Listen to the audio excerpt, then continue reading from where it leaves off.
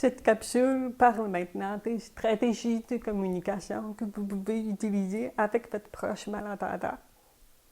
Il y en a plusieurs, mais je voudrais attirer l'attention sur 3 grandes stratégies principales que vous pouvez utiliser avec votre proche.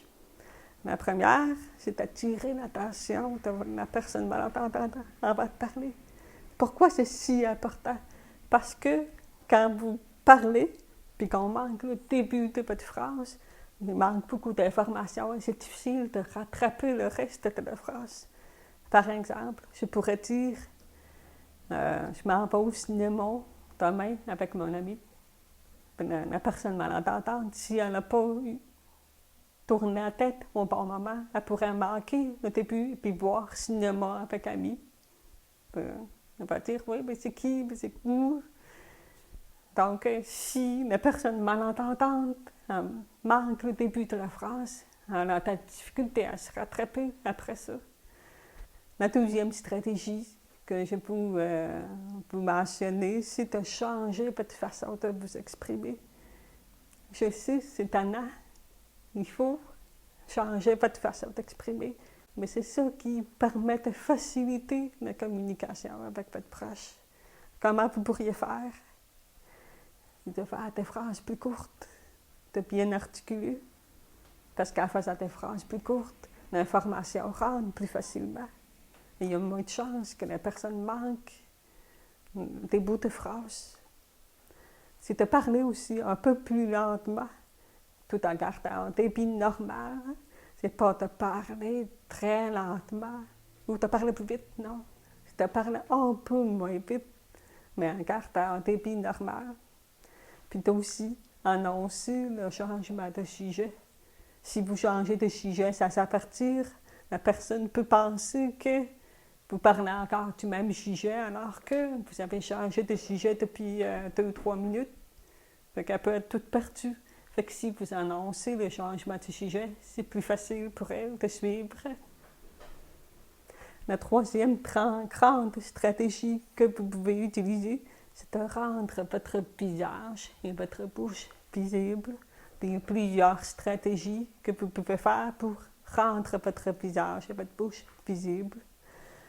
Vous pouvez les regarder quand vous parlez.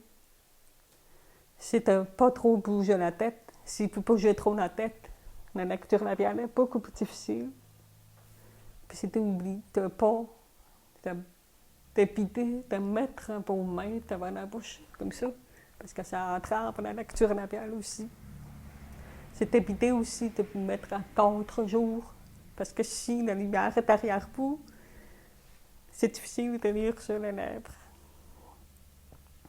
Vous pouvez aussi éviter de parler avec la gomme ou en mangeant, parce que quand vous mangez quelque chose ou quand vous avez quelque chose dans la bouche, ça inclut aussi les cigarettes, ça change l'articulation de votre bouche. Donc, si votre bouche est bien éclairée, visible, puis qu'elle n'est pas déformée par la nourriture ou par la mastication, vous avez beaucoup plus de chances de vous faire comprendre. Si, avec toutes ces stratégies-là, si ça fonctionne toujours pas, qu'est-ce que vous pouvez faire? Vous pouvez changer quelques mots de la phrase. Des fois, si changer quelques mots, ça fait toute la différence. C'est de vérifier si la personne a bien compris ou si elle a compris juste un petit bout de la phrase. Puis vous pourriez compléter aussi avec ce qu'elle n'a pas compris. Puis c'est aussi d'écrire ou même d'utiliser les gestes naturels. Je peux t'appeler demain. On peut-tu là-bas? C'est beaucoup plus facile pour la personne qui donne plus d'indices pour que la compréhension se fasse. Puis l'écriture, comment vous pourriez écrire? Ça peut être sur n'importe quel support, papier, cellulaire, tableau, n'importe quoi. Votre imagination est juste la limite. Ça fait le tour des grandes stratégies que vous pouvez utiliser dans plusieurs situations. Maintenant, je vous invite à considérer des situations plus spécifiques qui sont un peu plus difficiles. Alors, il y a des stratégies qui s'appliquent dans ces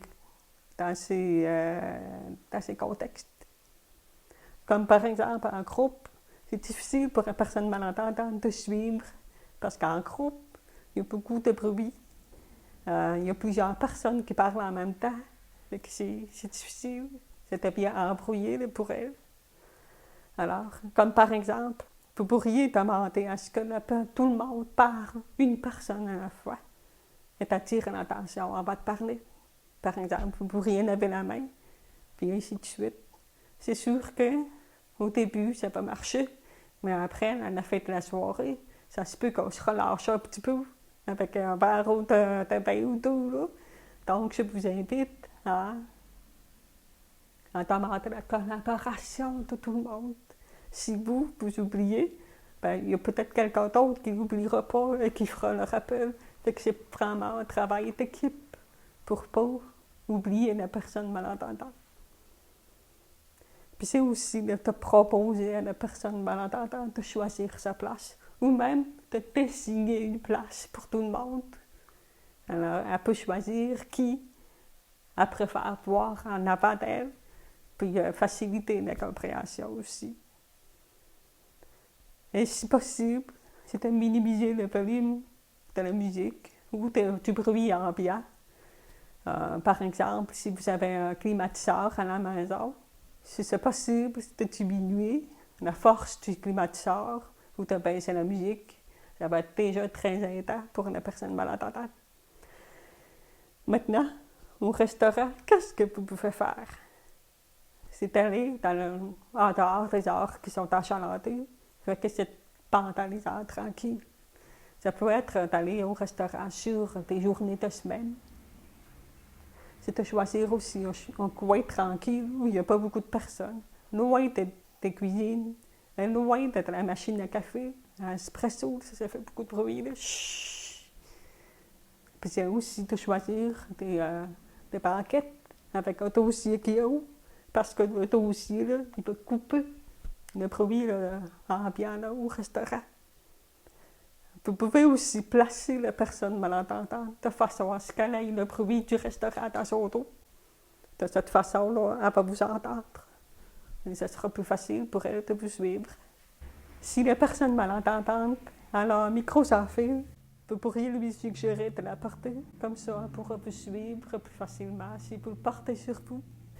Et si vous êtes un proche qui accompagne votre proche malentendant chez un professionnel de la santé, par exemple, vous pourriez demander au médecin ou au professionnel de venir chercher la personne directement dans la salle d'attente au lieu d'annoncer son nom sur l'interphone. Parce que l'interphone, c'est vraiment difficile de comprendre son nom. Puis elle peut être stressée aussi. Elle va-tu dire « c'est-tu mon nom? C'est-tu mon nom? » Fait que ça peut être stressant pour elle. C'est de demander aussi aux gens de communiquer avec la personne malentendante directement par courriel, parce que le courriel, c'est toujours plus facile que le téléphone. Si vous pouvez être présent, ça peut être utile de prendre des notes, parce que après ça, on pourra revenir avec vous sur des informations qui ont été moins comprises. Et si jamais vous ne pouvez pas être présent pour votre proche, je voudrais vous informer que l'ABDA, l'Association des personnes avec une déficience de l'audition, offre un service d'accompagnement et de rendez-vous si vous ne pouvez pas accompagner. Est-ce que toutes ces stratégies-là sont aidantes pour vous? Si oui, je vous invite à commenter en dessous de la capsule. Et si vous avez d'autres idées qui n'ont pas été mentionnées, je vous invite aussi à commenter. De cette façon-là, vous pourrez aider d'autres personnes à avoir plus de stratégies qui fonctionneront. Merci.